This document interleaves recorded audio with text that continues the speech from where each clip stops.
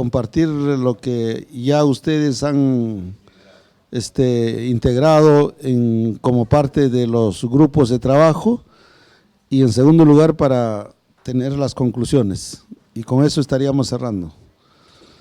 Adelante, ¿quién empieza? Voluntarios.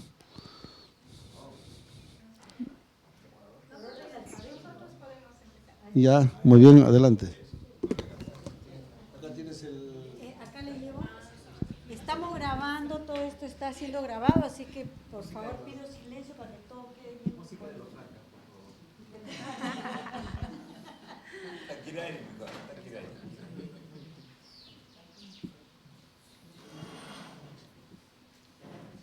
Ok. Bueno, básicamente hemos aumentado algunas propuestas alternativas que esta mañana recordarán que nuestra presentación terminó con propuestas que hemos reflexionado, ¿no? Ah, no está ya. Sí, básicamente estaban relacionadas con hacer investigaciones que profundicen las percepciones de los actores claves, que los resultados reflejen a los grupos poblacionales específicos, el tema de no homogenizar, la oferta permanente de alimentos agroecológicos que motiven a los consumidores, involucrar a diferentes facultades de las universidades en un trabajo de investigación multidisciplinar y transdisciplinar, incluir metodologías cualitativas y idealmente tener una especialidad en toxicología humana en todas las carreras, ¿no? Justamente por este tema de lo transdisciplinar. Ahora en la tarde hemos añadido algunas otras reflexiones que van más bien por involucrar a autoridades y otros actores como a notarios de fe pública en el proceso de toma de muestras de alimentos. Eso es realmente clave, hacerlo desde el inicio. En el caso boliviano, involucrar al SENASAC, ¿no? También tomar la estrategia de Perú de involucrar a los laboratorios en el eje de responsabilidad social para minorar costos. Eso, Cecilia, ha sido muy bueno, porque siempre es súper caro, ¿no? Les dije que nosotros hemos pagado $269 por cada muestra. Pero las mandaban acá. Sí. Entonces ahí tenemos que negociar un poco a ver si nos ayudan ustedes a minorar costos.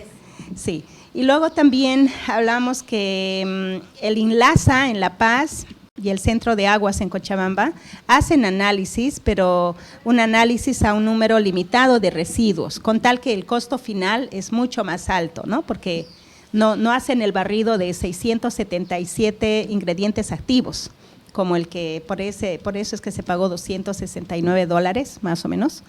Entonces, ese es un problema, porque a la final nos sale más caro hacerlo en Bolivia.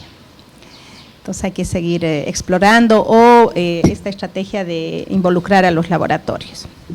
Ahora, posibles vías de coordinación. Además, nosotros hablamos, porque claro, ahorita no estamos como en la misma posición los tres países, ¿no?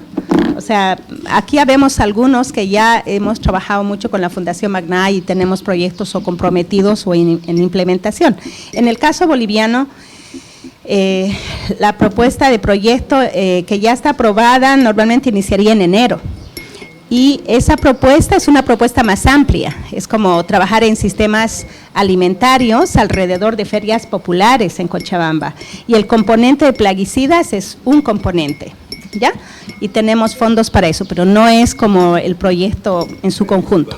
Sí, no es el tema, o sea, es un tema importante, pero no es el único tema, más bien. Ya hay otros temas. Entonces, hablábamos con Omar, que trabaja en Plague Ball, y Noemí, que trabaja en la universidad, en el Centro de Genética, en el Instituto de Genética de la Universidad Mayor de San Andrés, en La Paz. ¿Cómo podríamos los tres, digamos, involucrarnos un poco más y trabajar en Bolivia? Salía cosas que, bueno, hablábamos de qué hacen ustedes, ¿no? Y Noemí nos contaba que, como también lo dijo un poquito en su presentación, que hacen análisis del daño de plaguicidas en afectados a través de la orina, pero los análisis se mandan a Europa. Entonces, ¿pero qué es lo que hacen ahora? Hacen, por ejemplo, diagnósticos rápidos de daño genético, hipertensión arterial, en sangre, prediabetes, hemoglobina. Pero en concreto, el daño genético, el análisis es en sangre para productores que aplican agroquímicos. También el análisis de mercurio en el pelo, y metales pesados y plaguicidas en orina. ¿Sí? Entonces, sí, bueno, ¿quieres no decir? sí. Bueno, en realidad estos biomarcadores de exposición que se llaman, que es medir el metabolito o el metal, etcétera, en sangre o en orina, no lo hacemos directamente, ¿no? O sea, siempre es con cooperaciones. Lo que sí hacemos y tenemos bien implementado es la parte de daño genético para ver estos biomarcadores de efecto cuando ya ha ingresado el tóxico, el xenobiótico al organismo. Entonces, son estos marcadores que nos permiten, les decía, detectar de manera temprana algún daño, alguna alteración, que después, a la larga, si siguen con esas exposiciones crónicas, podrían tener enfermedades, ¿no? Es una alerta. Y bueno, obviamente algunas otras pruebas que hacemos como para detectar si es que hay prediabetes, si es que hay hipertensión, que están relacionados también con esas exposiciones a plaguicidas sobre todo. Y bueno, biomarcadores de susceptibilidad para ver la susceptibilidad individual de cada persona para al estar expuestos, ¿no? Si es que pueden responder de una buena forma, o sea, que tienen esa protección para poder eliminar el tóxico del organismo o de repente no. Esas dos pruebas hacemos en el instituto y le decía, bueno, hablábamos con María para poder hacer por lo menos alguna de esas pruebas en un antes y un después en las personas que estaría tomando en cuenta en el estudio. Gracias, Noemí. O sea, la idea es que nosotros vamos a trabajar más con productores agroecológicos, pero como vamos a trabajar alrededor de las ferias populares, tenemos una tipología variada, digamos, de productores, ¿no? Entonces, si podemos hacer con productores convencionales este estudio de daño genético, sería muy interesante. Entonces, ahí hemos establecido un posible canal de colaboración con la universidad y el proyecto, ¿no? Con Plagball, ellos tienen muchos materiales de capacitación a disposición sobre MIP, buenas prácticas, escuelas de campo, bioinsumos y otros.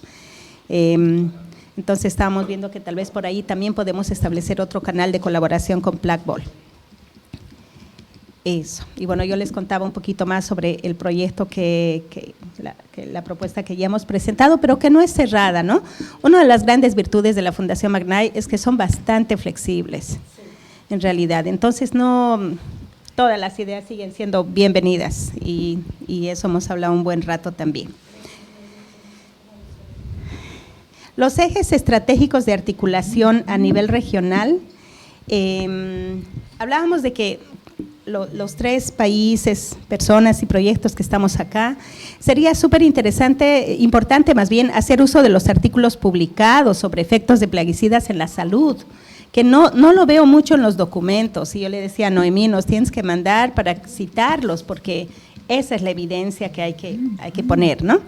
Luego también sería importante que los compañeros de Perú nos compartan sus protocolos de este tema de monitoreo de plaguicidas para no inventar la pólvora, ¿no? Porque a veces estamos otra vez perdiendo tiempo en hacer lo que ya otros compañeros han hecho y creo que deberíamos tener esa predisponibilidad todos de compartir sin restringir, ¿no?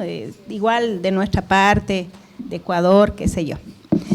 Un posible tema de articulación de investigación regional que hablábamos y que ayer lo comenté con algunos de ustedes, es este tema de hacer los análisis de residuos de plaguicidas en los programas de provisión de alimentos preescolar y para personas enfermas en los 3 países.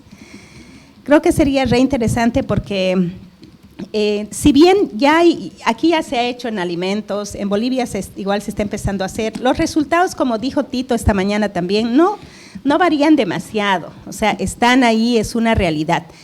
Pero trabajar, por ejemplo, en estos programas de provisión de alimentos sería con doble filo, ¿no? Primero, los residuos de plaguicidas, pero además, o sea, toda la responsabilidad del Estado que tiene con estas personas vulnerables, de escasos recursos, enfermos, ¿no? También, creo que sería re interesante. Y eso. El eje único de trabajo, desde nuestro punto de vista, podría ser plaguicidas de residuos en alimentos, porque como les contaba, en el caso de Bolivia, por ejemplo, el proyecto es más amplio, no es como nuestro único tema. pero por supuesto nos interesa mucho coordinar en ese tema para generar evidencia regional y poder escribir un paper de incidencia y hacer otras acciones a futuro. También mostrar un problema conjunto tiene más fuerza que hacerlo solos, ¿no? O sea, eso sería wow, porque además los 3 países somos miembros de la CAN, entonces, y aquí está la sede, o sea que hay como mucho potencial. Y también otra cosa que parece muy importante es generar espacios periódicos de reflexión conjunta. Tenemos un grupo de WhatsApp, podemos añadir a los compañeros nuevos, pero por ejemplo sobre temas como las buenas prácticas agrícolas, ¿no? Yo les contaba en lo personal, no tengo total claridad y sé que tengo la impresión de que, por ejemplo, la Fundación McKnight es como, no creo que tiene tan buena percepción tampoco de las buenas prácticas, pero creo que entre nosotros tenemos que ir como concretando no solo eso, pero también conceptos comunes y otros donde sea necesario generar consensos, porque si vamos a implementar la investigación y estamos entendiendo cosas diferentes, va a ser un zafarrancho total, ¿no? Entonces necesitamos ponernos de acuerdo y hablar en el mismo lenguaje. Y para eso creo que nuestras reuniones para este evento han funcionado bastante bien y creo que no hay que perder el impulso. Ahí el Héctor es nuestro manager oficial. Luego, las conclusiones, bueno, básicamente pensamos que los 3 países somos como 3 hermanos, ¿no? Tenemos un contexto cultural, social, político, económico bastante similar. Entonces, con algunas particularidades obviamente, pero aunar esfuerzos para hacerles frente a los problemas comunes que tenemos parece muy relevante. También el tema de trabajar en una investigación conjunta puede potenciar no solo los resultados, pero los niveles de incidencia, que al final es lo que queremos, ¿no? O sea, queremos hacer algo, no es solo investigación por investigación, algo hay que cambiar y para eso es crucial unirnos. Finalmente, compartir los instrumentos metodológicos, estratégicos y otros entre los 3 países, como mencionaba hace rato. Creo que es clave abrirnos a… Yo tengo no muy buenas experiencias de instituciones que acaparan tanto su información, tanto su… O sea, qué pena, ¿no? Es una pena porque no puedes usar la información que otra gente genera cuando debería estar disponible al público, ¿no? Y creo que eso, espero que no ocurra, que no ha ocurrido hasta ahora, pero creo que eso es una gran limitante. Deberíamos vencerlo. Eso. No sé si mis compañeros quieren añadir algo más. Gracias.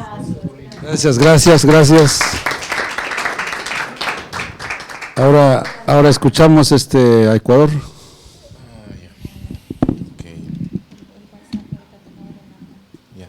Pero también debo leer eso.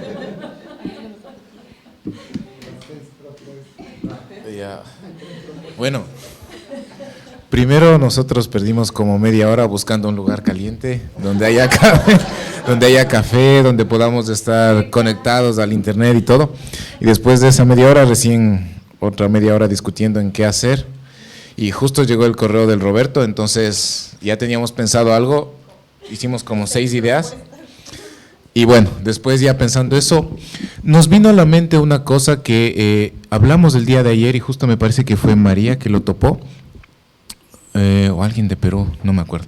Bueno, pero la cosa es que a veces cuando se habla con los agricultores, ellos te dicen, ¿sabes qué? Yo tengo mi chacra, en mi chacra no le pongo nada de pesticidas, mi chacra es limpia porque es mi soberanía, es mi seguridad alimentaria. Lo que es para vender, lo que va a la ciudad, que salga como tenga que salir, es mi inversión y tengo que cuidar, tengo que curar. ¿Les ha pasado eso, sí o no? Ya. Ahora, nuestra hipótesis justamente pensando en eso es que, bueno, el agricultor considera que sus alimentos de autoconsumo no tienen plaguicidas. ¿Pero es cierto esto? Nosotros creemos que no. Ya, exacto. Esa es una de las cosas, la deriva seguramente por el uso de pesticidas, porque tú no tienes un domo mágico que te va a proteger si tu chacra está justo atrás de tu casa y tú estás aplicando el químico, el pesticida al cultivo comercial. No pasa eso.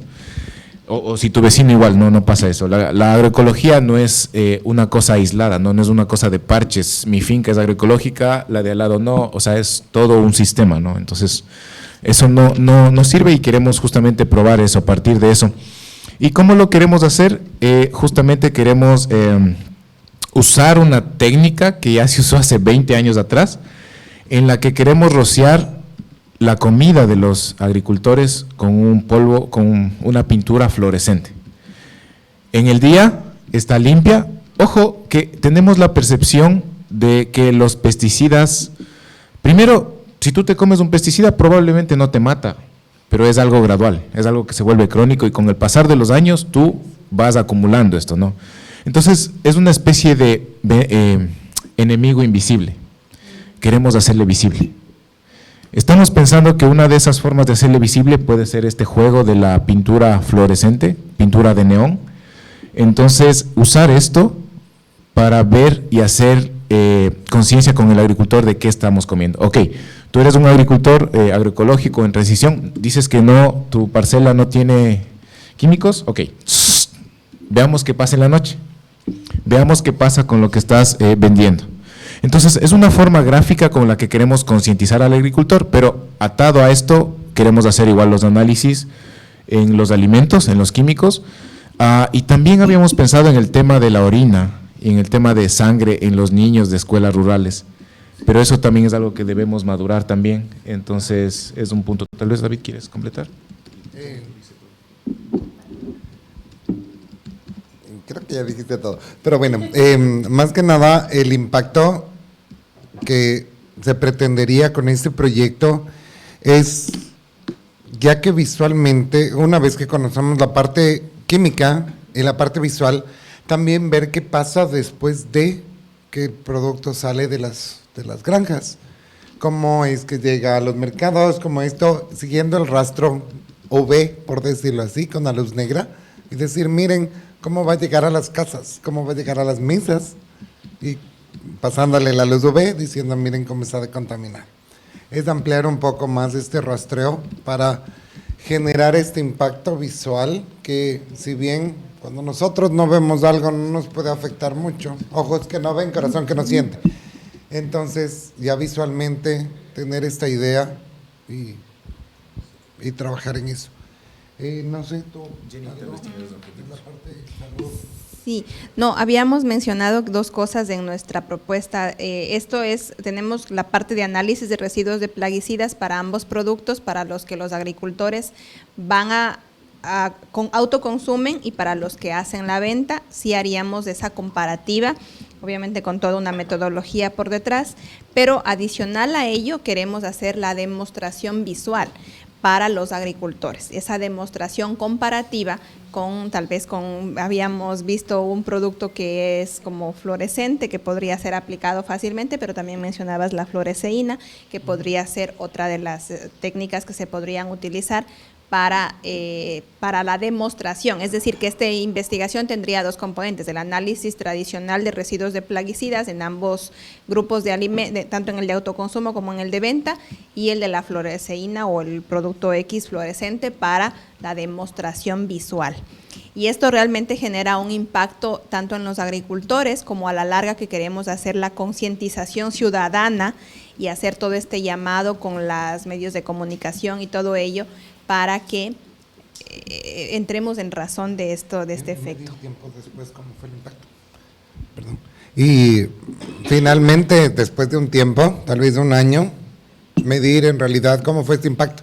Si la gente todavía se acuerda de cómo llegó este polvo fluorescente a sus mesas o algo así. Ya.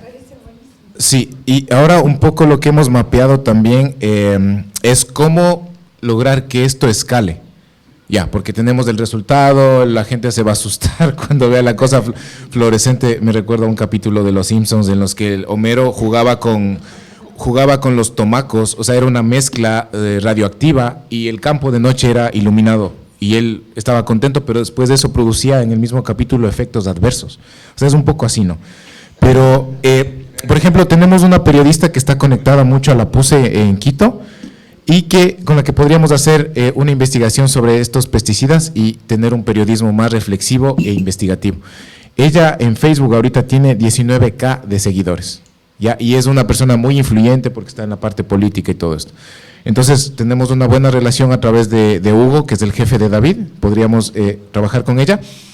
Habíamos visto una cooperativa del sur de Quito que son acopiadores de productos de todo el país con los que podríamos hacer este ejercicio. Ellos tienen en Facebook 4.600 seguidores, pero es una cooperativa que acopia y después distribuye varios productos.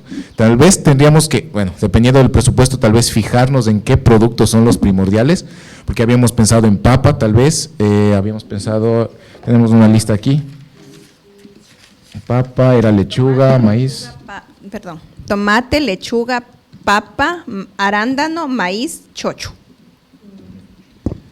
Ya, entonces así estaríamos conectados con la parte comunicacional, también con la parte de agricultores. Bueno, anexo tenemos el proyecto Oasis, que más o menos trabajamos con unas 400 familias y tenemos una red de WhatsApp con la que podríamos un poco después, cuando tengamos los resultados, ampliar este escalamiento, ¿no?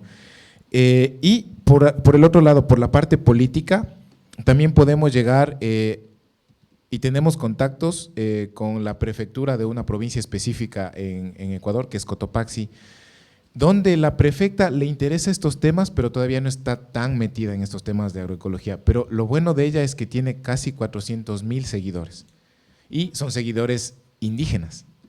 Entonces, la idea sería hacer este piloto, este proyecto, en unos puntos específicos en la Sierra de Ecuador. Y obviamente un punto podría ser esto, entonces también tendríamos el escalamiento de manera vertical. Y después, bueno, con la comunidad universitaria, como vieron un poco ustedes esto de Comciencia, que en TikTok tienen 300.000 seguidores, Conexión Puse y Facebook tienen 157.000 seguidores, en Instagram 50.000 seguidores y en TikTok 18.000 más o menos. O sea, la cosa es que queremos aprovechar todo este aparataje que ya tiene la universidad justamente como para difundir este trabajo que se haría. Ahora, les digo como un chiste, ¿no? Lo de los Simpsons, pero es un poco la idea que viene ya de una persona que hizo esto hace 20 años, Steve Sherwood, deben conocer tal vez algunos de ellos, de ustedes. Él hizo justamente esta investigación con productores de papa en Ecuador. Entonces, él venía en el día y veía cómo el productor estaba ahí, preparaba su cosa, metía la mano en el así, la niñita estaba por ahí, el perro estaba por ahí, pero lo que no sabía el agricultor es que el químico ya tenía una cosa fluorescente, que tú venías de la noche y veías todo el rastro en las manos, en los pies, en la cama, o sea, es una cosa impactante, ¿no? Entonces, un poco recurrimos a eso que ya se hizo antes, pero ahora queremos hacerlo en los alimentos preparados. Entonces, más o menos es la idea que tenemos. Y, de hecho, sería algo que podríamos compartir entre los 3 países, ¿no? O sea, si logramos tener esta técnica que David nos decía de la… ¿Cómo se llama esta técnica? ¿Quién, perdón? La que no refleja los rayos UV, sino que… Es que hay 2 maneras de hacer esta demostración de la fluorescencia. La una es utilizar un producto fluorescente que se le añada a la composición y simplemente se ve la aspersión, y la otra es producir un derivado fluorescente de ciertos plaguicidas. Podemos buscar un plaguicida en particular, hacerle esta reacción química y ver cómo brilla, para identificarle exactamente dónde está el plaguicida específico. Entonces, tal vez puede ser algo interesante que podemos compartir a nivel regional, ¿no? Una técnica rápida de difusión de cómo el veneno está en nuestros platos. Eso.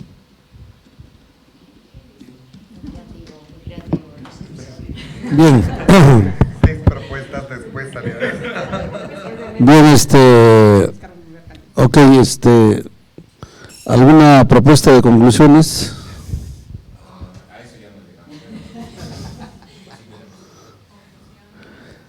Ahí quizás sobre ese tema del uso de la pintura fluorescente, hay que revisar un estudio que hicieron en Carchi, ese es con cultivo de papa. Ese es. Exacto, ese es. Sí, sí es bueno eso es bueno, sí.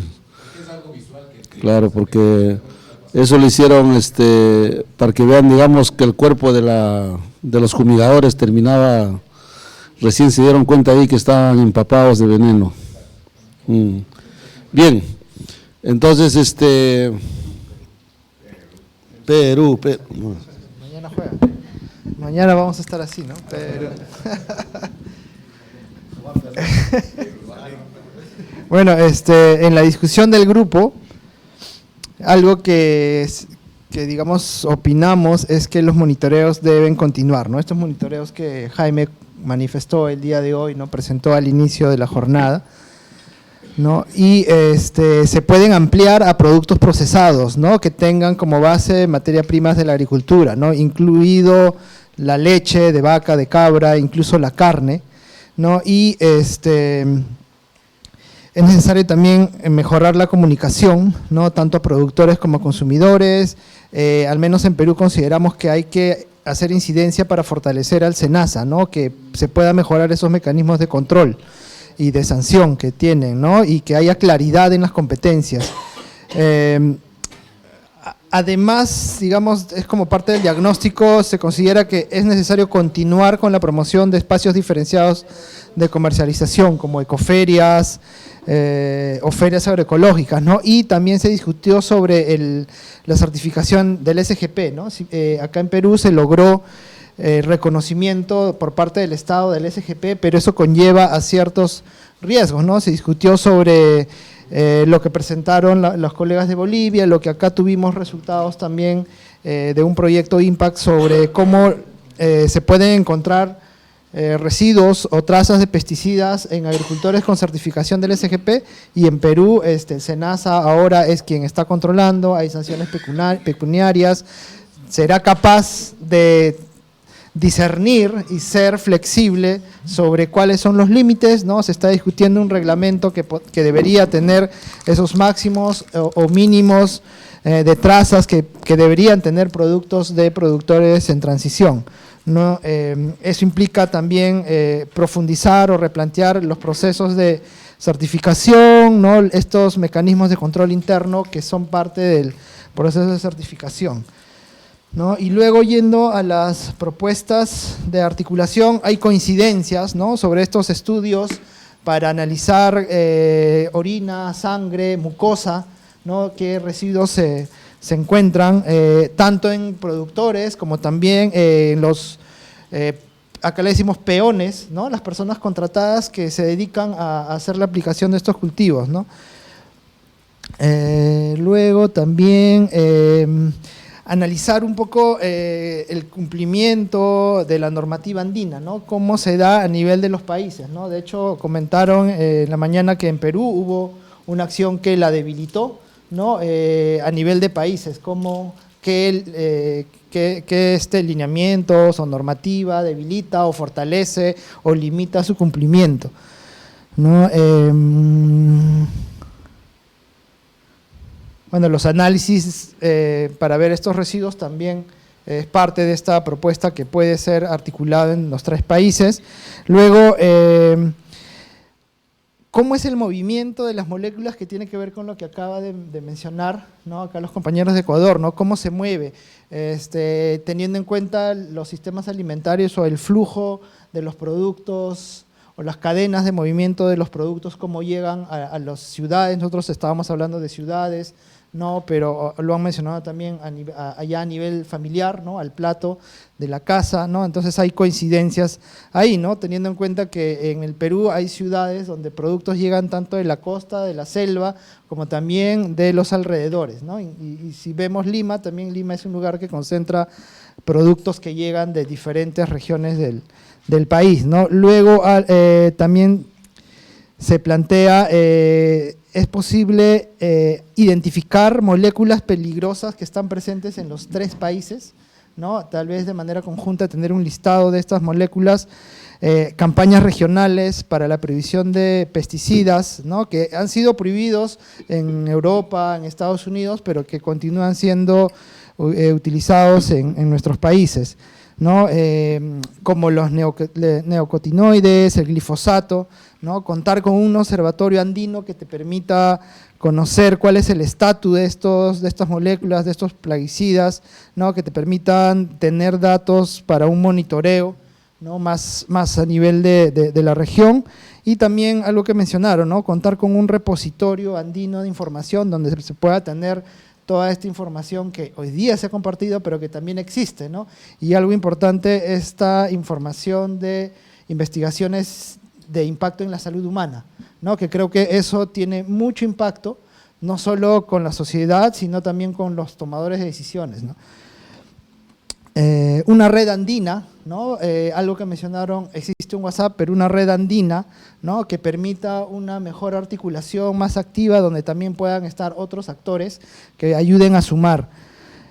Una comunicación diversificada, alternativa, accesible y viral, ¿no? Creo que los 3 países tienen ya identificado actores, ¿no? Que tengan estas características, lo acaban de mencionar, ¿no? Esta periodista que tiene número de seguidores, ¿no? Que tiene llegada, y creo que en los diferentes países hay periodistas independientes que tienen veracidad, que pueden ayudar a sumarse al movimiento, ¿no? Y bueno, actividades académicas regionales, ¿no? Que puedan ayudar también a articular movimientos juveniles, tanto a nivel de universidades como a nivel de la sociedad.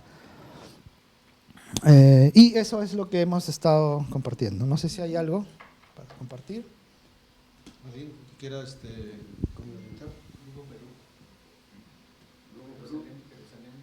Ya creo que está dicho todo. Se mencionó algo, que era ver cómo podemos incorporar espérate. a los jóvenes.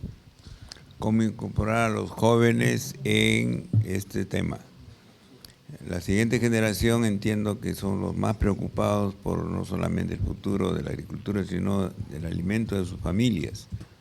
Por lo tanto, es importante ver cómo se incorpora. En el Perú tenemos un movimiento agroecológico juvenil, que es un movimiento en red, que agrupó a 400 jóvenes, por ejemplo, tanto profesionales como productores también.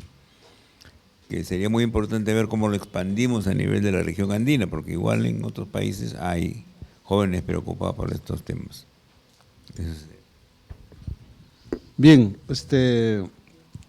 un poco quizás sobre el tema de las conclusiones de este taller.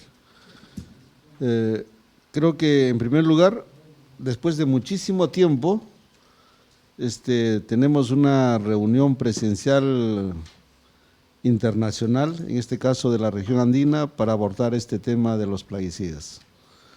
Y gracias a la Fundación MACNAI, que nos ha creado, digamos, esta posibilidad de poder aunar esfuerzos entre los países para abordar un problema complejo que nos afecta a todos de manera similar.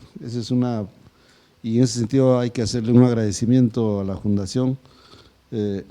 Y otro detalle es que es cierto también que hemos estado trabajando por separado, cada uno de nosotros en nuestros países, un poco desarticulados. Cuando yo diseñé, digamos, la propuesta, empecé a revisar por internet qué trabajos últimos se habían desarrollado en el tema de plaguicidas, y ahí es donde identifiqué algunos trabajos interesantes y consideré de que era el insumo para poder desarrollar esta reunión de diagnóstico de los países de la región andina en el tema de plaguicidas, ¿no? También a partir de esto, sin embargo, se veía, digamos, de que no se tenía, digamos, la incidencia a nivel de nuestros gobiernos para cambiar lo que está establecido con respecto al uso de los plaguicidas. Creo que el modelo continúa, los gobiernos siguen insistiendo de que ese es el patrón tecnológico para que pueda seguir la producción de alimentos, a pesar que hay un discurso ambiental, a pesar que hay un discurso de inocuidad, a pesar de que hay un tema, digamos, de sistemas alimentarios, ¿no? Pero el modelo no está cambiando. Ese es lo común, ¿no? Y los datos que tenemos sobre el número de productores agroecológicos en cada uno de los países, o sobre las ventas de productos orgánicos al mercado externo y interno, no están subiendo como quisiéramos, ¿no? Sigue siendo todavía muy lento, y entonces ahí hay un techo para poder crecer. Ese es otro tema. Un tercer aspecto es la normativa que tenemos de plaguicidas. Es una normativa, creo que también similar, tienen sus fortalezas, tienen sus debilidades, pero la mayor debilidad es su implementación. O sea, no tenemos el mecanismo de implementación eficaz, porque también las instituciones, ¿no? Las instituciones sanitarias o los SENASAs, ¿no?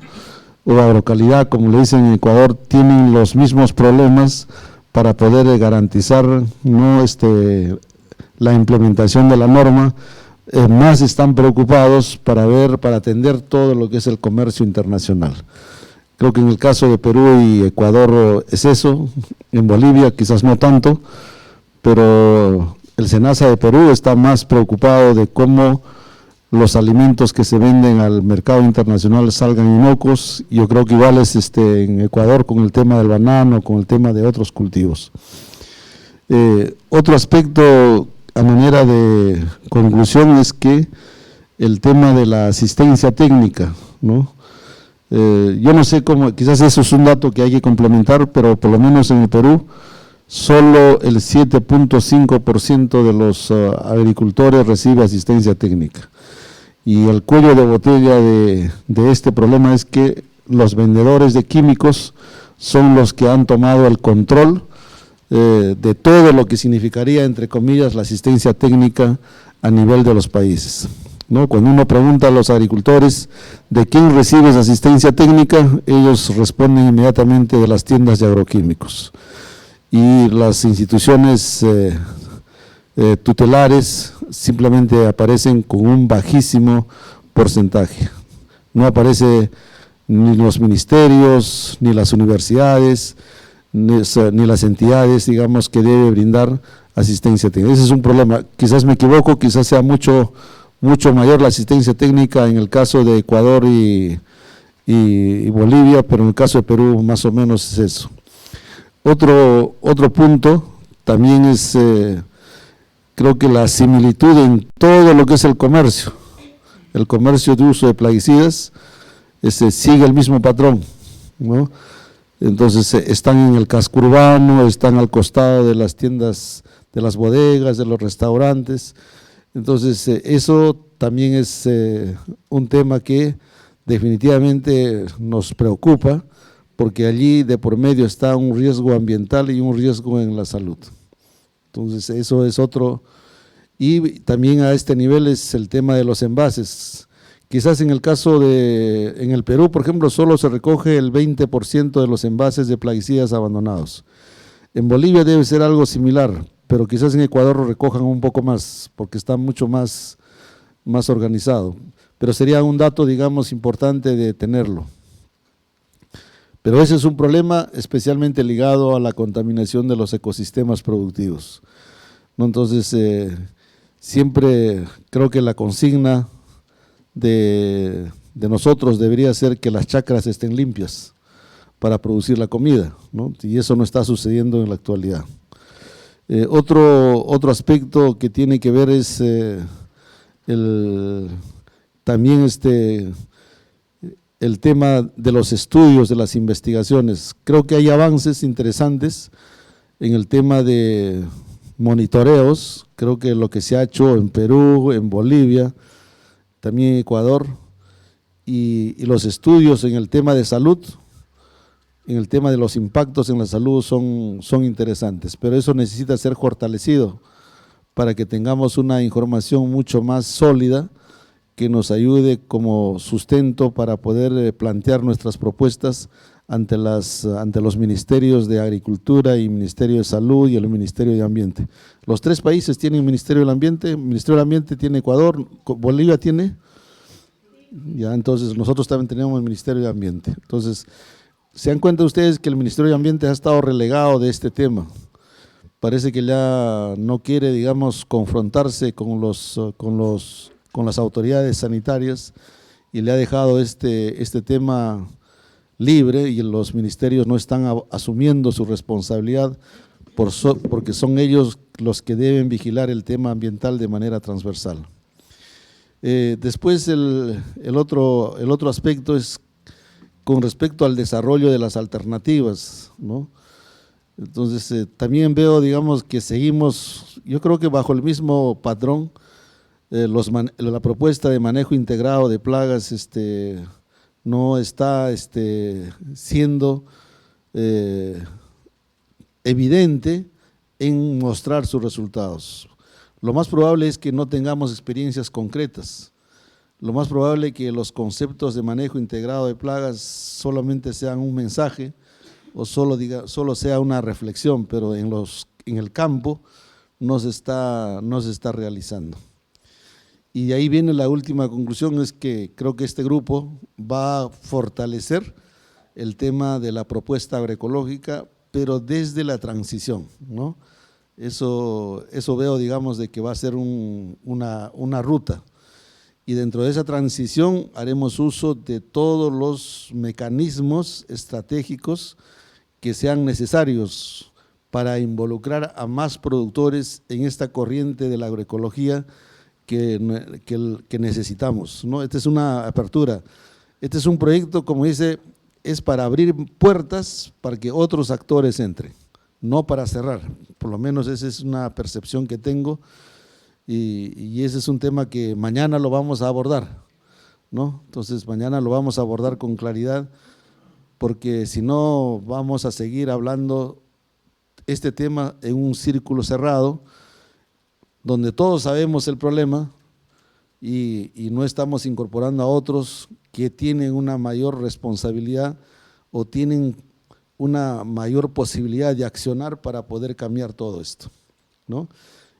Y creo que si ustedes hacen, eso también es un tema en los 3 países, en el caso de la agricultura de exportación, yo digo agricultura de exportación, sea pequeña, mediana y grande, han logrado transformar eso porque el mercado les ha puesto la soga al cuello, ¿no?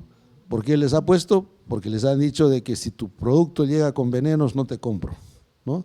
Entonces, por eso es que cuando hay productos que están encadenados al mercado internacional, los agricultores se movilizan. El ejemplo es el caso de la palta en Perú. Tenemos 60.000 hectáreas y la mayor parte de esas áreas de palta son manejados por pequeños productores que tienen 1 hectárea, 2 hectáreas, que tienen 1000 plantas. Es sorprendente que como eso va al mercado externo, agricultores, o sea, campesinos, están yendo a los eventos académicos, están tratando de buscar alternativas, porque ya le dijeron, si tu palta llega con veneno no te vamos a comprar. Eso es muy interesante. He estado en 2 reuniones, acá en Perú, una en Caraz, donde participaron 900 palteros, y todos eran pequeños, no son grandes, ¿no? Y todavía iban a ese evento pagando, no ni siquiera gratis, sino pagando su bolsillo, ¿ya? Y entonces igual hubo otro evento en Casma, donde fueron 600 personas, pero en este caso sí eran empresarios y eran técnicos, era otro nivel, pero igual preocupados en el mismo tema. Creo que esas son cosas que tenemos que trabajar. Y por último, y con eso termino, el tema de los consumidores. El tema de los consumidores tiene que trabajarse para que los consumidores sean los que pisen, ¿no?, el acelerador del cambio, ¿no? Si los consumidores no se mueven, el proceso no va a andar, eso definitivamente. Entonces eso quiere decir, por ejemplo, que hay que crear grupos de consumidores, si es que no las hay, o si es que las hay que fortalecer a esos grupos de consumidores para que permanentemente estén abordando ese tema. Eso sería más o menos unos comentarios finales que estarían ligados a las conclusiones de esta jornada. Bien. La clausura va a estar a cargo de... Muy bien. Acá Cristian ha tomado notas. Sí. Sí, muchas gracias, Cecilia. Bueno, creo que hemos llegado al final de 2 días intensos de trabajo en un taller que, como bien dijo Lucho, es la primera vez que lo hacemos de manera conjunta entre los países andinos, ¿no?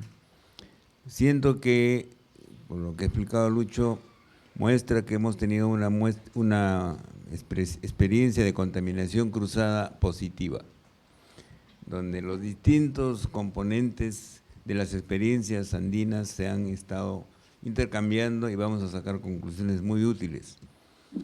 Por ejemplo, en temas de la investigación para mañana, sabemos la importancia que tiene, a partir de las experiencias de ustedes, los temas relacionados con el impacto de la contaminación no solamente en los productos, sino en los productores y en los consumidores, es decir, en la salud humana.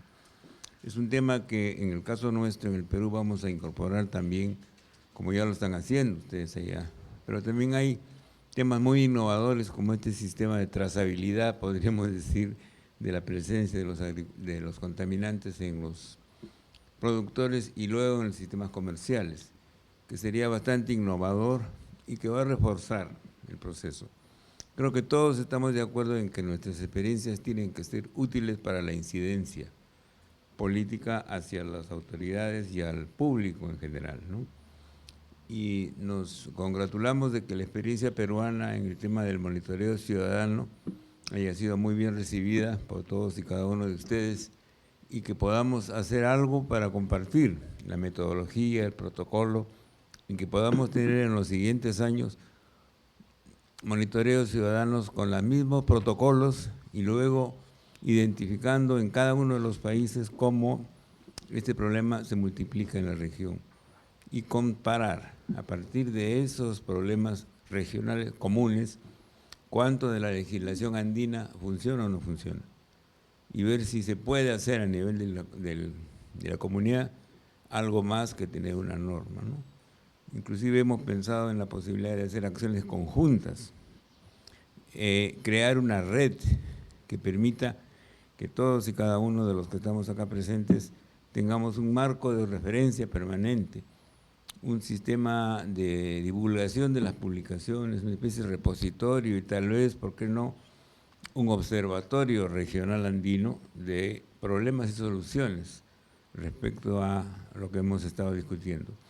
Mañana vamos a trabajar más a fondo la investigación, un proyecto de investigación común, más allá de los proyectos que cada uno puede tener, que son muy válidos, pero identificar algún elemento común de investigación, porque eso es lo que también quiere la Fundación, tener un proyecto que se ejecute en los 3 países, pero que acumule evidencias, investigación sobre el tema que consideremos más importante, que es la presencia de los plaguicidas en los alimentos y en las personas, ¿no?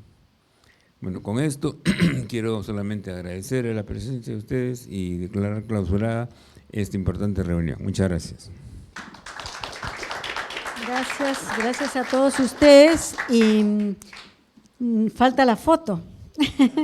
Por favor, creo que nos paramos acá creo que ese fondo está bonito, ¿no? Para una foto. Nos juntamos entonces todos hacia esa pared, no sé si se pueda. Sí, ¿no? O la empujamos la mesa un poquito así. Ya, entonces voy a devolver los micros para librarnos de la responsabilidad.